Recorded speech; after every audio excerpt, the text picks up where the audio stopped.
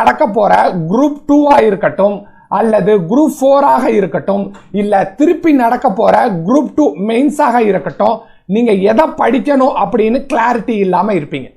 நம்மளுக்கு current affairs கேள்விகள் எந்த தலைப்புல இருந்து வந்தாலும் சரி, இப்போதைக்கு இருக்கிற ட்ரெண்டை பார்த்தீங்க அப்படின்னா நான் கொடுத்திருக்கக்கூடிய 8 தலைப்புகள் இருந்து தான் நமக்கு மீண்டும் மீண்டும் கேள்விகள் வந்துகிட்டு இருக்கு.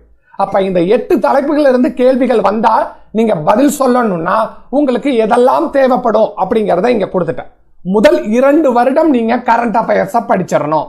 இந்த கரண்ட் அஃபேர்ஸ படிக்கும் போது ஏன் சார் 1 வருஷம் தாண்டி நீங்க படிக்கணும்னு கேட்பீங்க. அதுல என்ன நான் சொல்லிடுறேன்னா, ஒரு 30 கேள்விகள் வருது. இப்ப குரூப் 2 பொறுத்த வரைக்கும், குரூப் 4 பொறுத்த வரைக்கும் 17 கேள்விகள் கேட்பதற்கு வாய்ப்புகள் இருக்கு.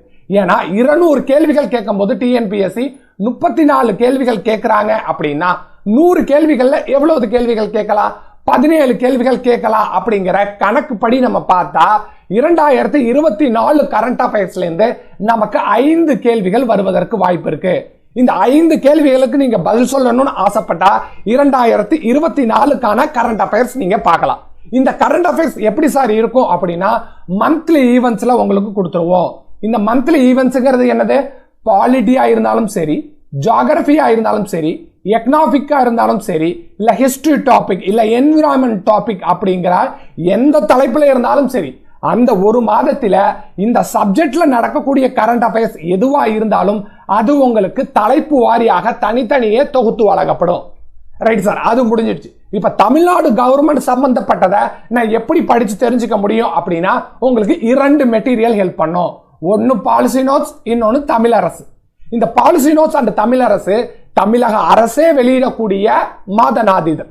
தமிழரசு அப்படிங்கிறது ஒவ்வொரு மாதமும் நமக்கு வருது. இது 60 பக்கங்கள் கொண்ட ஒரு தலைப்பாக இருக்கும். அதை நம்ம என்ன சார் பண்றோம் அப்படின்னா, தேர்வுக்கு எது முக்கியமோ, இனிஷியேட்டிவ்ஸ், ஸ்கீம்ஸ், அடுத்து தமிழக அரசு என்னென்னலாம் செய்ய போதுங்கிற அறிவிப்புகள், இது எல்லாத்தையுமே உங்களுக்கு தொகுத்து கொடுத்துருவோம்.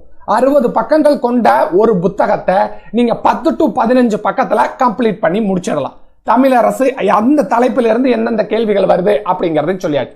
பாலிசி நோட்ஸ் அப்படிங்கிறது என்னன்னா, பட்ஜெட் சமயத்துல ஒவ்வொரு டிபார்ட்மெண்ட்டுமே என்ன செய்ய போறாங்க, ஒரு டிபார்ட்மெண்ட் இருக்கு அப்படின்னா அந்த டிபார்ட்மெண்ட்டுக்கு என்ன வேலை, அந்த டிபார்ட்மெண்ட் எந்த ஸ்கீம்ஸை இம்ப்ளிமெண்ட் பண்றாங்க, அந்த டிபார்ட்மெண்ட் யாருக்காக பாடுபடுறாங்க அப்படிங்கிற கம்ப்ளீட் டீடைல் இந்த பாலிசி நோட்ஸ்ல வந்துடும். இந்த பாலிசி நோட்ஸ் மொத்தம் எத்தனை சார் இருக்கும் அப்படின்னா, டிபார்ட்மெண்ட்டை பொறுத்த வரைக்கும் 41 டிபார்ட்மெண்ட் இருக்கு. இந்த டிபார்ட்மெண்ட்டுக்கு கீழே 1-2 டிபார்ட்மெண்ட் கூலையும் இருக்கலாம். அப்ப உங்களுக்கு என்ன தமிழக அரசு வெளியிட்டுச்சோ அது எல்லாத்தையுமே உங்கள்கிட்ட கொடுத்துருவோம். 300 பக்கங்கள் இருக்கக்கூடிய பாலிசி நோட்டை நீங்க வெறும் 10 பக்கத்துல 15 பக்கத்துல படிச்சு முடிச்சிடலாம். பாலிசி நோட்ஸ் முடிஞ்சிருச்சு. சரி சார், பட்ஜெட் சம்பந்தப்பட்ட கேள்விகள், தமிழக அரசை தாண்டி வரக்கூடிய கேள்விகளை கவர் பண்றதுக்கு நம்மளுக்கு இந்தியன் பட்ஜெட் இருக்கு, தமிழ்நாடு பட்ஜெட் இருக்கு. இந்த மாதிரி தலைப்புகள்ல இருந்து உங்களுக்கு பட்ஜெட் ரிலேட்டடான கேள்வியையும் நீங்க பதில் சொல்லிடலாம். இப்ப நம்மளுக்கு லிஸ்ட் ஆஃப் டாபிக்ஸ் போவோம். நம்மளுடைய கரண்ட் அஃபேர்ஸ் பேட்ச்ல ஜாயின் பண்றதன் மூலமாக உங்களால இந்த தலைப்புகளுக்கெல்லாம் பதில் சொல்ல முடியும் அப்படின்னா டிக் மார்க் கொடுக்கலாம். சப்ஜெக்டிவ் கரண்ட் அஃபேர்ஸ் பாலிட்டியா இருந்தாலும் சரி, ஜியோகிராஃபியா இருந்தாலும் சரி, உங்களால பதில் சொல்ல முடியும்னு நினைக்கிறீங்களா? கண்டிப்பாக பதில் சொல்ல முடியும். ஏன்னா நமக்கு மந்த்லி கரண்ட் அஃபேர்ஸ் ஈவென்ட்ஸ் உங்களுக்கு கொடுத்துறோம். ரைட், அடுத்து ஸ்கீம் டிஎன், அடுத்து இனிஷியேட்டிவ் உங்களால பதில் சொல்ல முடியுமா? பாலிசி நோட்ஸ் இருக்கு, தமிழரசு மேகசின் இருக்கு.